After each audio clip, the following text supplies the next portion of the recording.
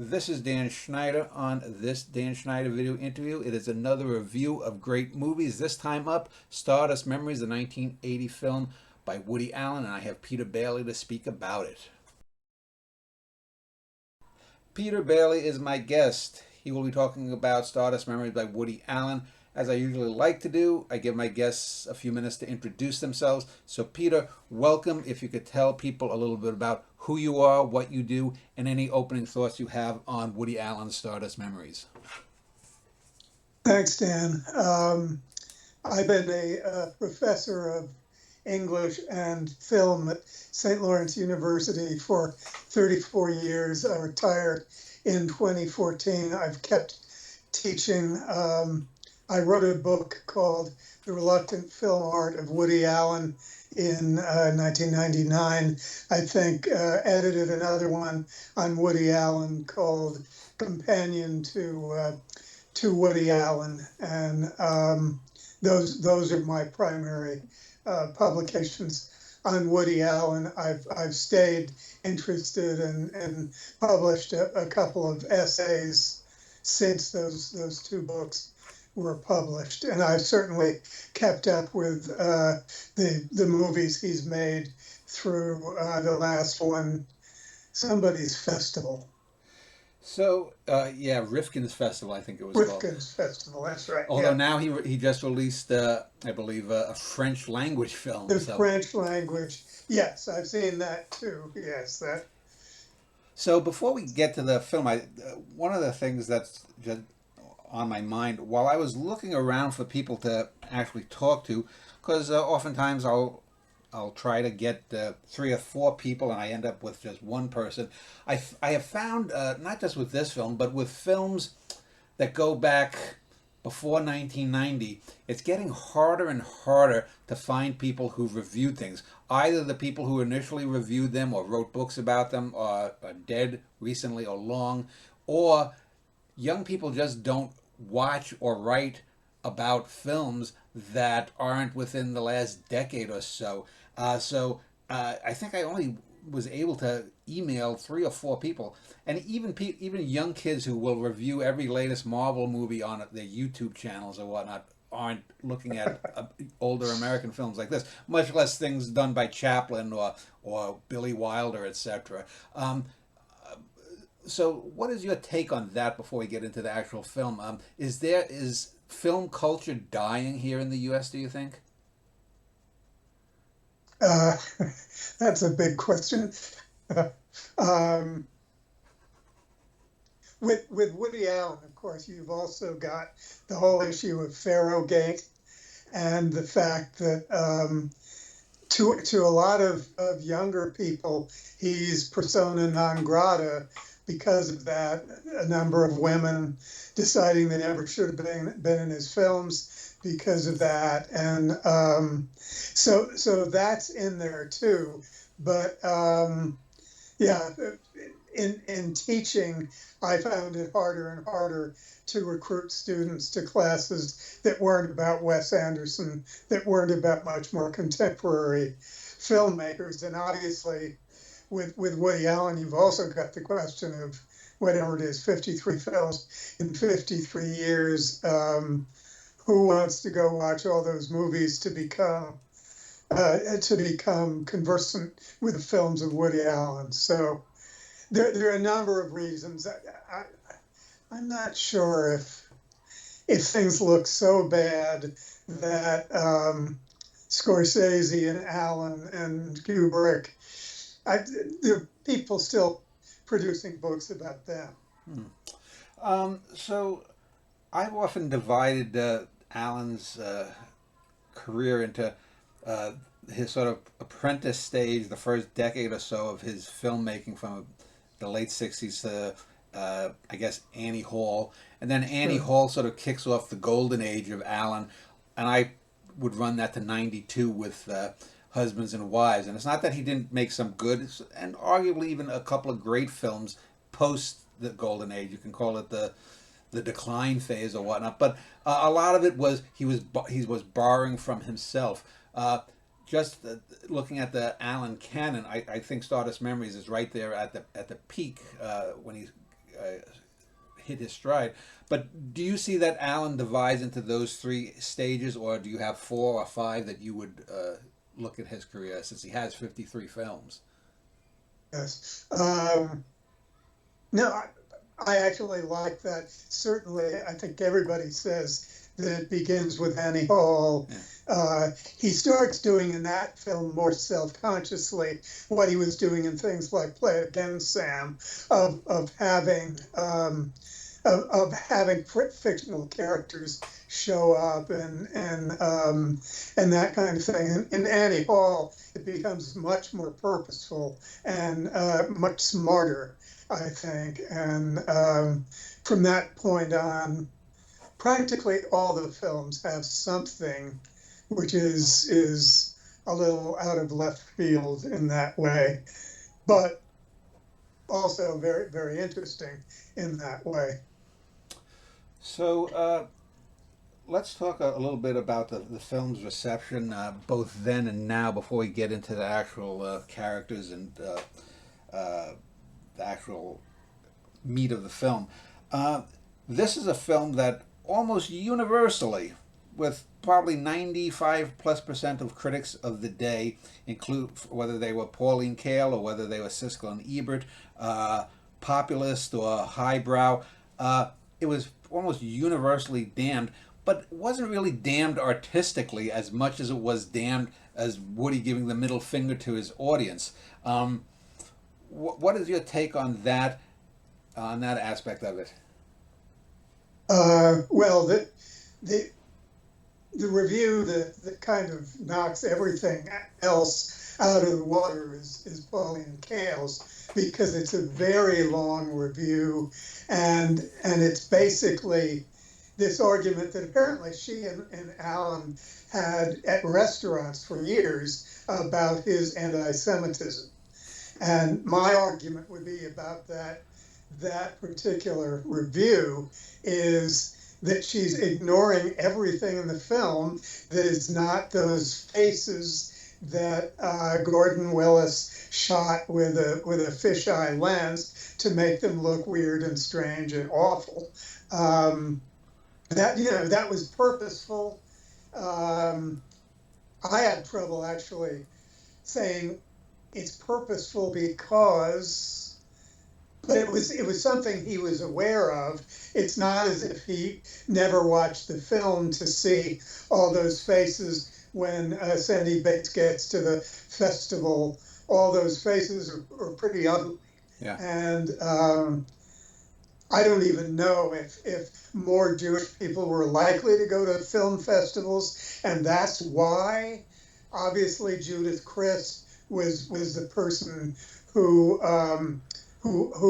headed the Tarrytown Film Festival for Alan, and she felt very badly done by this film because she thought the woman who played her was kind of awful, and she had a cameo role that was very short and made her look less than attractive. So it's a complicated history. Joan Didion and John Simon were the other two people who just didn't like Woody Allen and went to every length to say everything that was wrong.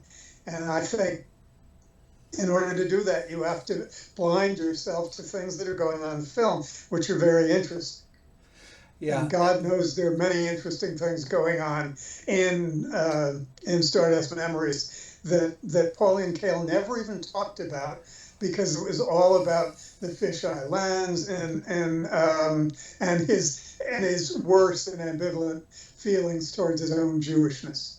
Well, it's a very distilled film, and the film that is obviously often derided or at least mentioned in league with is Fellini's 8½. I actually think it's a better film than 8½. I think they're both great films. Completely. And I think the reason is it's an hour shorter than Fellini's film, and it has that distilled effect. And really, Sandy Bates is in, I think, a different world, or a different place than Marcello Mastroianni's character. And the films certainly have different endings, which we'll talk about later. So, but what is your take on the 8½? comparison. Um, in watching it just this past week, I noted one thing I never noticed before. Both Sandy Bates and Guido Anselmi call women to come and help them. Mm. The Isabel character in Stardust Memories, his wife in 8½. So there's that connection. They're both trying to make a movie which is in a way about themselves, and so the confusions about self are also being played out in the creation of the films. So that's similar. But the idea that that Alan's film is completely dependent on 8½, I don't think so. There's no scene in Woody Allen's movie like that awful harem scene where all the women are running around and his wife is scrubbing the floor. I guess there are people who think that's entertaining. I just thought it was awful. I don't remember seeing that before. But anyway, the excesses of 8½. Aren't in Stardust Memories, to my mind. Yeah. To me, the film, when I first saw it, probably in the late 80s, or around 1990 on VHS, it was so obviously a great film from what I knew of film then. And one of the things that over the years I've grown to appreciate is things I didn't get originally. For example, there's the very Bergmanian Dory character. Her two sort of Bergmanian bravura scenes are the scenes where the music is playing and she's lying on the floor and looks at Alan. That's the high. And then the low is the jagged cutting of her for about a minute and a half, talking low and high about her trip to the psychologist. And so it's very interesting that he brings in two of his favorite directors. There's clearly a Fellini influence, if not as much as people have said. Sure. But I think a lot of people have missed the Bergmanian aspect of it, because if you look at these women, it's very much in line with Persona, and it's very much in line with Three Women by Altman in terms of the way these women are sort of like, if you could put them all together like he does in that one scene with the Frankenstein-like scene with the girl, if you could smush Dory and Isabel and the girl he meets, Daisy, I think it is, Daisy, into one, you'd have the perfect woman. That's right. Yeah, and one of the things I don't think I ever recognized before, I know Charlotte Rampling is an excellent actress, but I had never noticed how hard it must have been to do. The cutting scene wouldn't be all that difficult because those are constantly cut, and she could relax. But that scene where she's looking at a camera and looking at the camera in a way that she would look at somebody she loves, that's hard, and that goes on for about 5 minutes. Mm-hmm.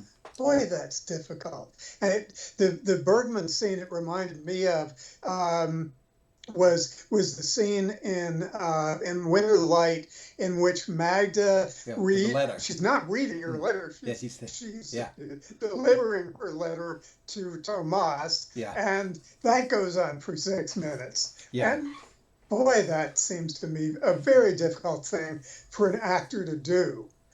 Yeah, and I think this is the film, because if you look at the films directly before it, you have Annie Hall, which was really a straight comedy, but with a depth and one. And then he goes to Manhattan, or no, he did Interiors next, which is the Bergmanian type of pure drama.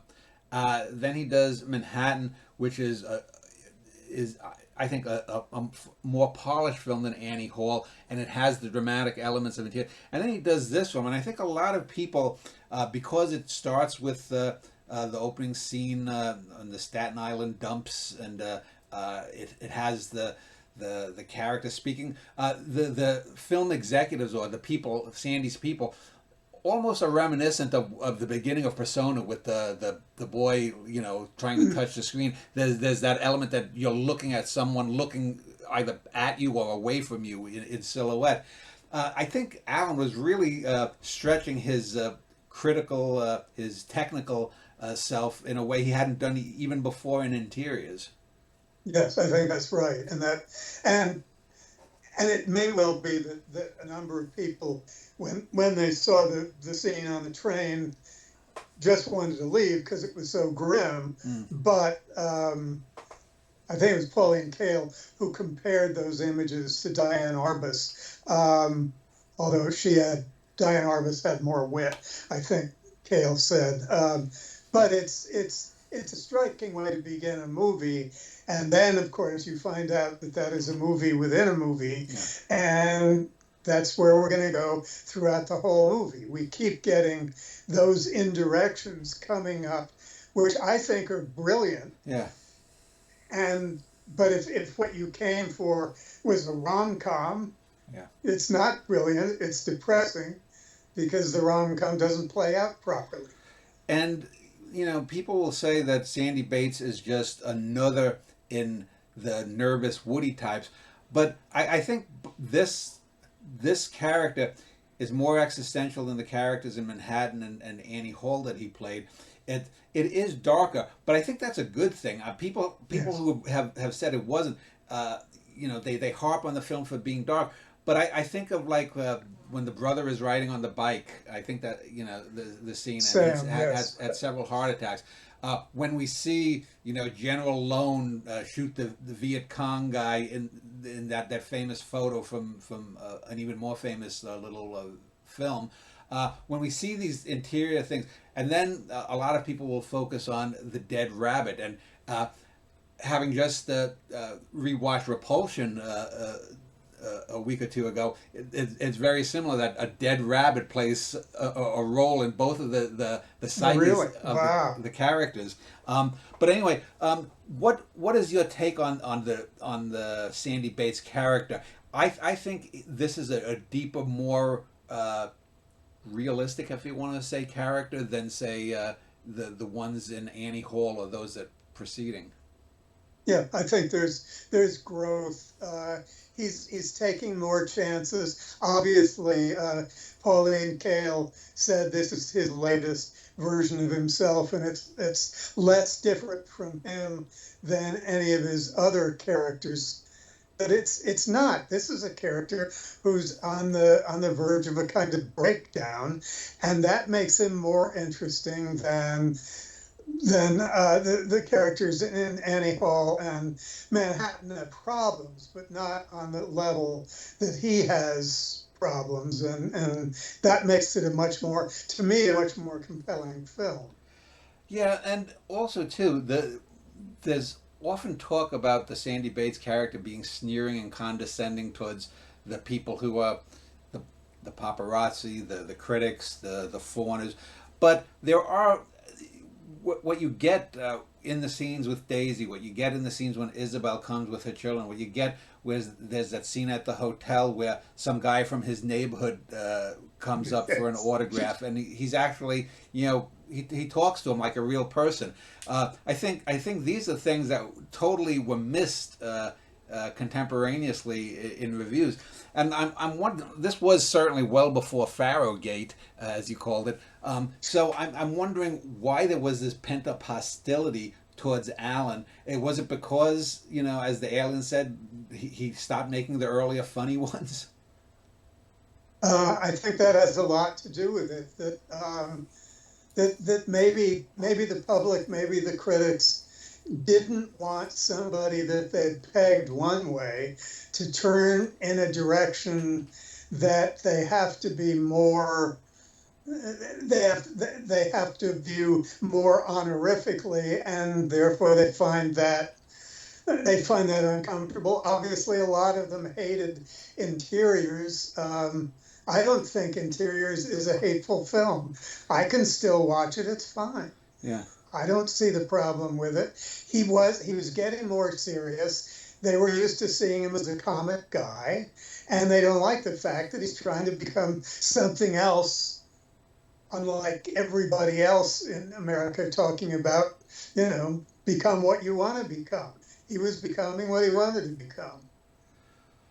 Also, let's talk about the aspect of the film within a film kind of thing, because this, of course, is something that's been talked about before, and Alan explicitly does this or plays with that Buster Keatonian kind of thing with Purple Rose of Cairo, Sure. and this film does it, but it doesn't go to the extent of Purple Rose of Cairo, where we get the actual metaphysical impossibility of a character coming off a movie screen. But people have posited that the film is sort of one of those Escher, MC Escher kind of things where you go up, back, and back around, and it keeps circling around. Some people, the two major theses are one, that the whole film is a film within a film, and the only reality is at the end when the lights go up and all of the characters that we've seen from earlier in this film are walking out in the last shot of Sandy. And the other popular theory about the film is that for some reason, when we see the dead rabbit, that's when we go from what was real to Sandy's dream or fantasy or nightmare. Are you familiar with those two takes on the film, and which one, if any, either of them, do you find more plausible, or do you have a different interpretation?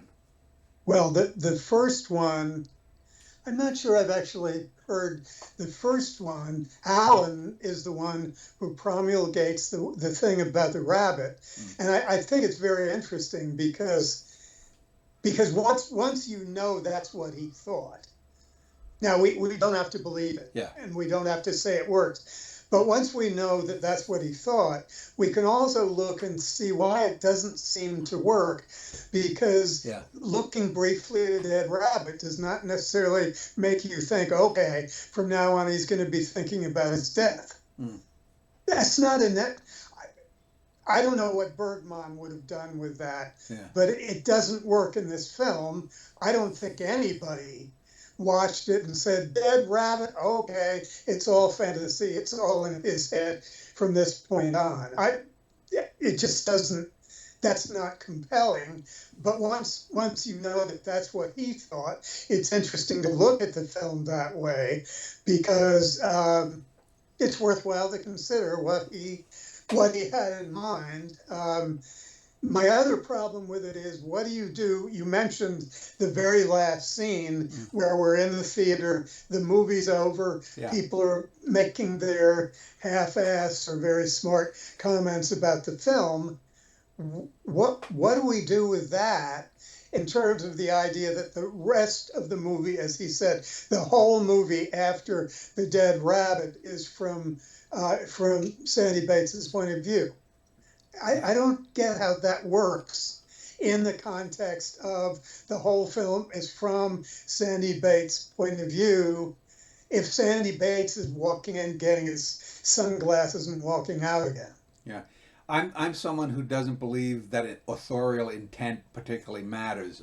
Art is communication, so if I can intend all that I want, but if you don't get at least something of value from what I've done, there's been a failure. It might be your failure as the recipient, it might be my failure as the artist.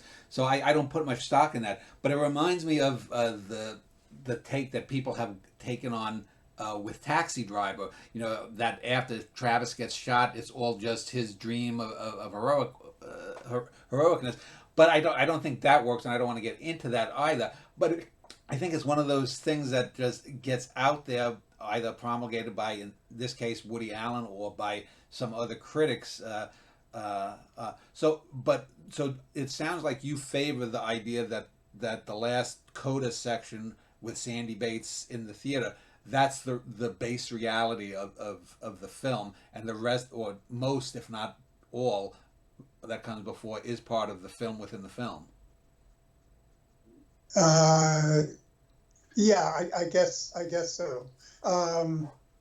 Yeah, the idea of film within a film is complicated in this film, because you buy into scenes, you buy into images. Oh, isn't it nice he and Dory are under an umbrella kissing. Oh, isn't that nice? Yeah. And then camera pulls back, and it's part of a movie. Right. I mean, that keeps happening again Yeah. and again. And it's one of the brilliant things about this movie, that you want so much for the movie to finally find a place where it can land and say, this is it. We found it. I've got to find meaning. Yeah. Sandy Bates says he's finally found it. No, it's another movie. Yeah, yeah, and I think one of the reasons that people get confused, and I'm not endorsing either of them. I think you can say it might be a little bit of a little bit of that. People get so caught up in films that have quote unquote gimmicks that they often overlook the emotional and the narrative flow of the films. I mean, in this film, as you say, there's a certain scene with Dory that's clearly fiction. But now, is that a fiction within the fiction of the whole Dory tale? And are each of the three women separate timelines? Because it seems likely that the Dory scene when she's looking up, I think it's a Louis Armstrong piece, Stardust. Yes, right. That's right. Playing. Stardust. That seems to be a real memory somewhere. Obviously, when he pretends he's Superman and the little kid flies off, that's obviously a faux memory, or it's a true memory of a faux event. It's not real. The Dory psychiatric scene is probably somewhere in between the obvious reality and the obvious not reality of the others, and that's part of the fun of it. But it's the emotional connections that bring this film above just being a gimmick film. Unlike, say, a lot of films like what was the one with Christopher Nolan and the spinning top? Where do you really care? I mean, for me, Yes. I'm invested in Sandy Bates. I'm invested in Dory. When you see her in that state and she's talking about, my psychiatrist thinks I'm attractive or whatnot. You're like, oh boy. And 90% of men have known and been attracted to women like her. Yes, absolutely. And it's wonderful that the last line of that horrible bit where she's obviously having some kind of breakdown is, how do I look? Yeah. Yeah. God, that's great. Wow. And is it yeah, I think doesn't what's his friend Tony he says yeah, 28 days of the month she's a goddess or whatever, and those last 2 days though, Yes, we've seen Tony those Roberts. last 2 days. Yes, Tony Roberts, that's right. Yeah. Yes, yeah. So a lot of people, as we've said, take the Fellini angle. Some people think it's obsessed with death. There's the film within the film that people put it in the same lineage as 8.5. Where do you look at this film as particularly important in the Allen canon? What does it represent artistically in terms of growth? And by the end of this decade, we end up with Crimes and Misdemeanors. We end up with Another Woman, which I think in my trilogy, Stardust, Another Woman, and Crimes and Misdemeanors are his three greatest films. Really? Wow. Yeah. So where do you put creatively and just canon-wise within the Allen oeuvre this film? Well, because I've seen it most recently, I'm sure that affects my perception, but I'd say it's certainly among the three best of them, as you put it. I think that's absolutely right. It's certainly the most intelligent film in terms of, at least since I pay more attention to intent than you do. And that's what he said as long as it was his favorite film, and I guess it got surpassed by Purple Rose and Cairo pretty quickly. But he did think it was, and it remained for him, the last I read, among the top 6 or 7 films that he's made. So yeah, I don't. I'd certainly put crimes and misdemeanors there. I agree with you on that one. I think he's discredited that throughout his career. He should have stuck to the crime story. The balance of comedy, tragedy was brilliant. Yeah. I thought that was wonderful. Yeah, and he plundered that film later, basically for Match Point. He basically took the dramatic part of that film for it. Uh, so politically too, we mentioned the politics that the film embraces in terms of the interior, how the walls in his apartment keep changing, and some people have used that to say, well, it's obviously because that's a film within a film. There is, as we mentioned, the alien scene where we talk about the earlier funny ones. So we get that sort of existential dilemma: tell funnier jokes. And the another one that comes to mind is when he's at the film convention, or whatever you want to call it, film fest. Someone says, "You've been labeled as being a narcissist," and he says, "Well, I if I had to choose, a Greek character to identify with, it wouldn't be Narcissus. Who would it be? Zeus." Yes, the right.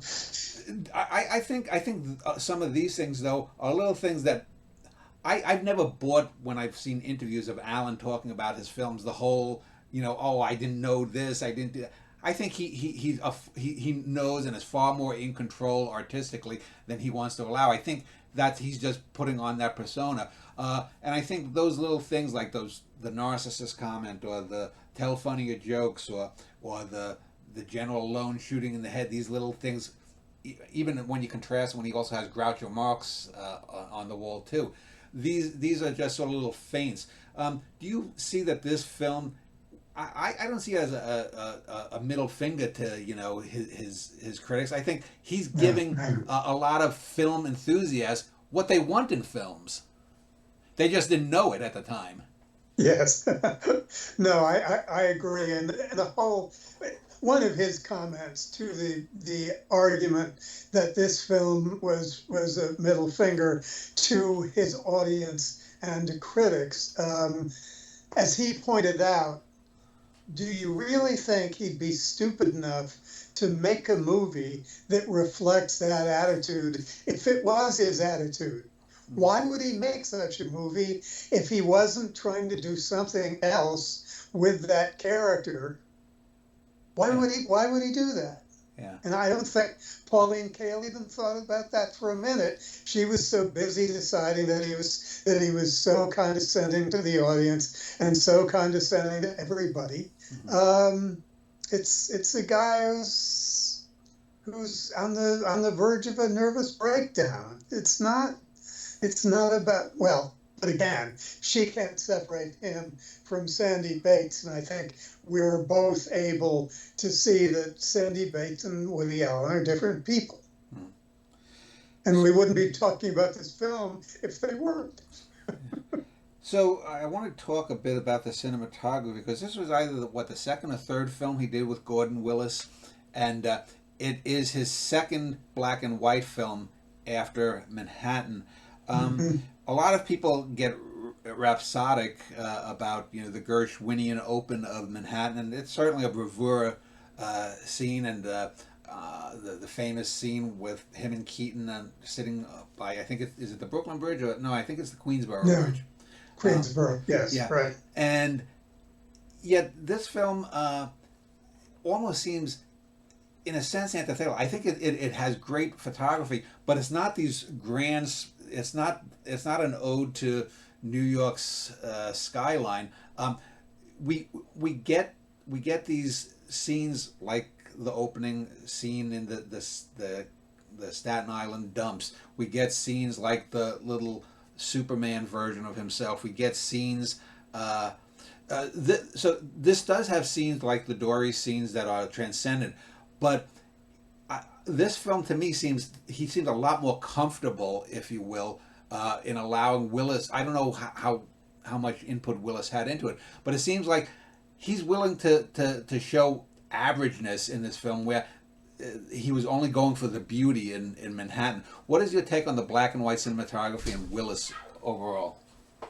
Um, it's the scene I remember, just because it's so dark, and obviously Willis was known as a cinematographer who loved dark scenes. The scene where Alan is in a priest's uniform, and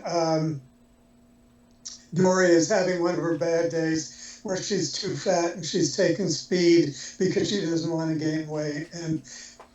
And what's happening is that the lighting in that scene keeps going from dark to light, from dark to light, Yeah. and then the woman who plays Cindy Bates's mother in the film shows up, and that I thought was an interesting scene cinematographically.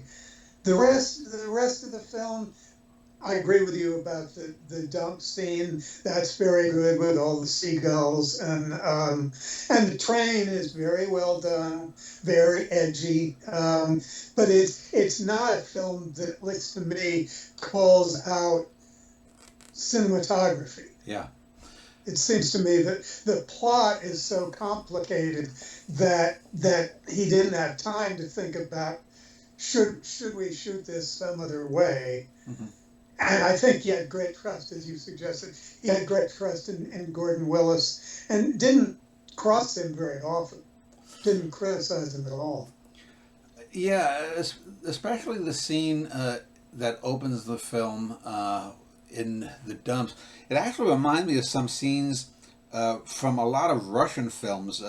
I'm thinking particularly of the then only decade or so old Andrei Rublev. There are scenes in Rublev where we see, where the Tartars attack, and we see dead animals. We see what do you call not carrion feeders doing that. I'm wondering, and I think because I'm sure Alan was certainly aware of Tarkovsky as a filmmaker. He often gets pigeonholed as not being original. This is his Fellini thing. Interiors was his Bergman stuff. But I think he takes I think he has a lot more source material that he draws from than a lot of people give him credit for. Are there any scenes in this film in particular that remind you of things in other films or other directors, as I mentioned about Tarkovsky? Well, I think one of the characteristics of postmodernism, which is not a term he very much likes to use, but that's what he's doing, is basically his films do suggest that on some basic level, much of this has been done before. That he does not expect himself ultimately to make a film that is going to knock everybody's eyes out with complete originality. I know he always had that hope that he would make a great film, but that's the modernist Woody Allen thinking about Tennessee Williams and the great artists of his generation. But generally speaking, I think he came to terms with the fact that he's not doing anything very new, and he's accepting of that.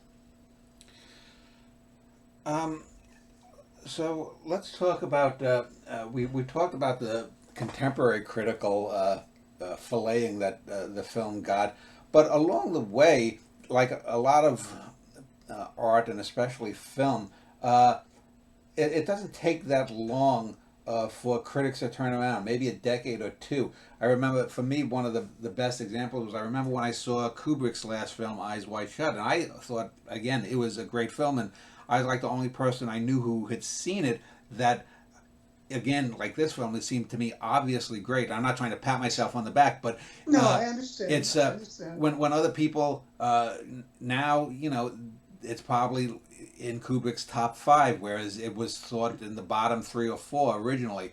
Now he doesn't have as many films. He's only got 13 films versus 53 films of Alan. Right. But nonetheless, what do you think has happened in the intervening decades? Is it the political situation? Was it Reaganism? Was it did 9/11 have? How do we get to the fact that probably now I'd say safely 75% of the major critics who've written of Allen will say this is in the upper echelon, whereas we had probably a 90% condemnation rate 40 some years ago.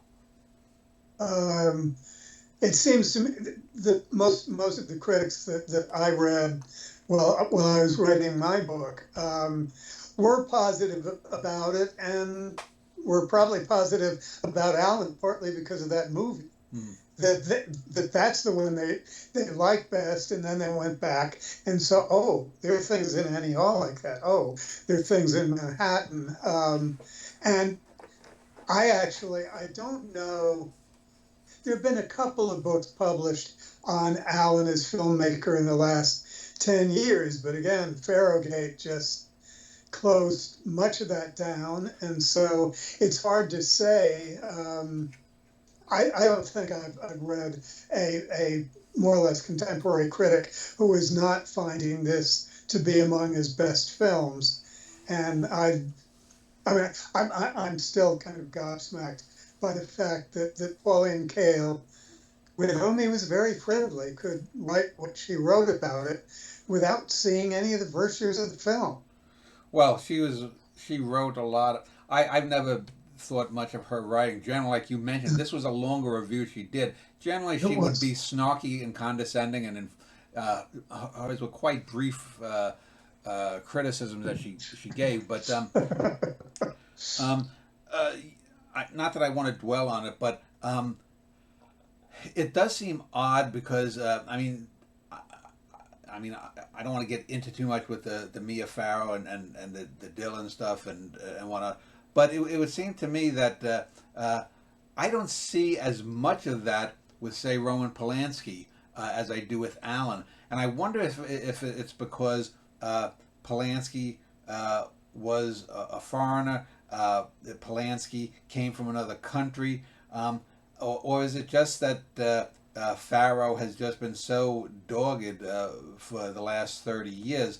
But yet, this film is proof because it's gone through these very decades where, you know, and it has come out through the other side. Just to step back, so what do you think it is uniquely about Allen that has engendered a lot of the modern, younger female actresses to talk about him, but they don't talk about Polanski. And even Mia Farrow wrote a glowing letter about Polanski, a guy who actually admitted to raping a teenager. Well, have you ever read Mia Farrow's autobiography, her memoir? I've seen it, but I've seen. I've seen excerpts from it online, but I've seen. Mm. Generally speaking, I've seen a few documentaries that show argue that Allen was innocent, and I generally agree with them. So, I'm a basically you have to have proof. Don't believe women, believe evidence. You know. yes, right. And some of the people in the Me Too movement say believe women, and Yeah. that's it. But I mean, you brought it up earlier. What's this resentment against Woody Allen? Why is it that it keeps coming up in a way so different from Roman Polanski? We don't have the experience with, and maybe that had something to do with it. But you know, why do people get so angry about Stardust Memories? Why do they get so angry about whatever Mia Farrow says and Ronan Farrow says? And why is there this assumption that that must be right? Is it, again, this guy who wanted to step out of his place and people didn't want him to step out of that place? And so they'll keep beating him on the head every chance they get. Yeah, and to get back to 8.5, it's interesting because I would say that Fellini was very hit and miss in writing his characters. I would argue the two greatest films in my mind, canon wise, are 2001 and La Dolce Vita, which I go back and forth on.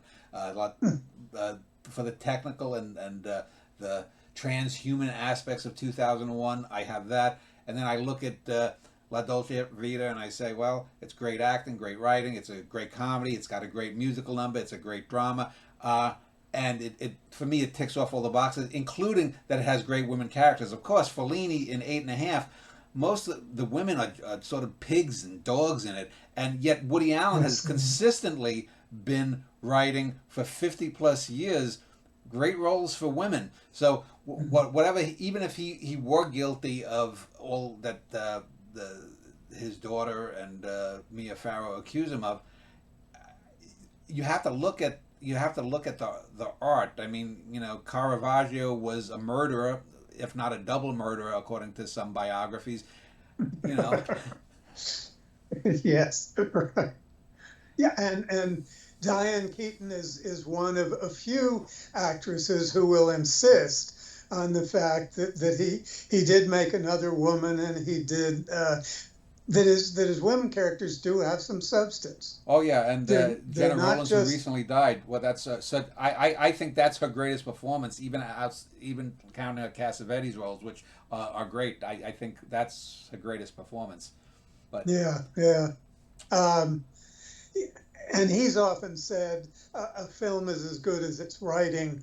I think the writing in that film was a little less than maybe it might have been, that he was a little too dependent on "you must change your life," and it seemed a little formulaic. But you're right about the performance; that was absolutely first rate. And Gene Hackman was extraordinary in it too. He was very good. so let me just before we wrap up. So, what do you think was the greatest attribute, or the great? Do you think that this film? How did that change? Is there a pre-Stardust and a post-Stardust, Alan, in the sense that this film, since he admits this at least right at the time, was his favorite film or his best film at the time? Where do you think, as his creative output goes through that how is the post Stardust Woody different than the pre Stardust Woody, if at all? Do you think? Um, Basically, because he's made the movie that he wanted to make, which does that, which runs that game on the viewer, which is not cynical.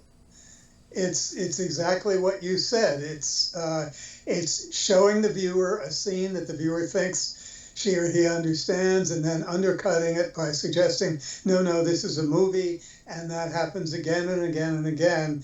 He doesn't need to do that very many more times because he's done it so well in that film. And so you come out the end of Stardust Memories. I mean, I'm still confused as to who it is we're supposed to think that guy is who goes and gets his sunglasses. Is that Sandy Bates? Is that Woody Allen? I don't know. I mean, it's and I think that's effective because one of the things he's saying about film throughout this movie is don't rely on that. Film, any kind of art, is not going to save you, as he said. That's what. Sandy Bates is somebody who has these nervous problems and who also understands that art is not going to save it. So before I wrap up with my final question, let me just ask: is there anything about this film that you'd like to state here that we haven't covered? I usually get hung up in movies. I think I have a pretty good reading on, feel pretty good about. I don't quite know why he included the woman who plays Sandy Bates' mother in one of the movies. Oh. And she's a connection to Dory, because Dory is in that scene where Woody Allen is in the priest's getup. So it's somehow connected to that. But the whole business about he doesn't recognize her, even though she played his mother in a film, but he doesn't recognize her because she's had all this work done. Oh, yeah. And he says, you had more work done than they do on West Side Highway. I don't quite know why that's there. I don't quite know it. And again, I'm always looking for intent. You're not, so Yeah. it probably is not anything you would get stuck on. I get stuck on it just because I think I can do, I can do a pretty good explication of that film. Yeah. Why do we jump from this scene to that scene and that kind of thing? That piece just doesn't, I don't have a place to put it. Well, the thing about intent with me is I've got to go with Fellini on this. A lot of people nowadays will say art is truth. No, it's not. Art comes from the same root as artifice, as Fellini said. I'm a born Yes. liar. I mean, you have to be using you're using truths or untruths to get to a deeper reality, a deeper understanding of this thing we call life, if you will. And I think when people have that art is truth kind of thing, it's as silly a nostrum as the believe women thing. It just has no basis in reality, and the greatest art doesn't stand up to that. Would you agree or not? I would absolutely agree with that. Yes. The other thing I wanted to say about this movie, based on I think it's McCann's book and Julian Fox's. Both of them agree that there was something going on during the shooting where everything got very gloomy, and I kept kind of wondering if in a movie that's constantly undercutting movies, in a movie that's constantly critiquing the purpose that movies serve in our lives, if they started to become kind of depressed about what they were doing, because even Charles Jaffe was so worried that he said he worried that he had been working with Woody Allen for 20 years only to make him more unhappy. Mm. And that was all based on whatever this was that happened during the shooting of that movie, which apparently it lifted, and and they shot the rest of it and it was fine. So the premise of this show has been that Stardust Memories is a great film, and my quick answer, if someone were to ask me, would be that this film has the highest, or if not the highest, one of the highest hit rates of the aim of what he was trying for, and his success rate in doing it, whether it's the character development, whether it's the look back on the art of filmmaking. I think it's like I said, it's better than 8.5. I think it's better than Contempt and some of the more famous predecessors to it in that vein of movies looking at movies. If I were to ask you why is Stardust Memories a great film, and why should someone who's never seen it see it, what would your answer to those two things be?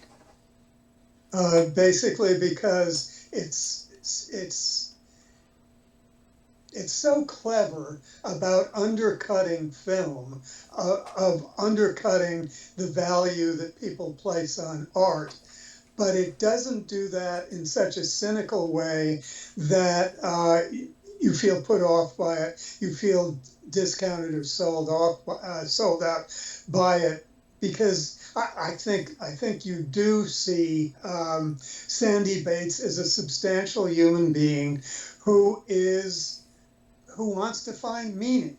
It's funny when he says it, but I gotta find meaning. And when Bergman characters say it, it's very serious. When Woody Allen characters says it, it's funny, only because Woody Allen knows that people have been saying it forever, and they're going to continue saying it, and they're not going to get an answer. And to an extent, he's accepted that. Yeah, I think it's in Annie Hall, the line where he said, "Did you hear that the universe is expanding and there'll be nothing? Brooklyn isn't expanding." It's no reason to not do your homework. Yeah. Well, anyway, I want to thank you, Peter, for spending about an hour speaking about this great film. I will link to anyone who's interested in finding out more about you to your university page at St. Lawrence.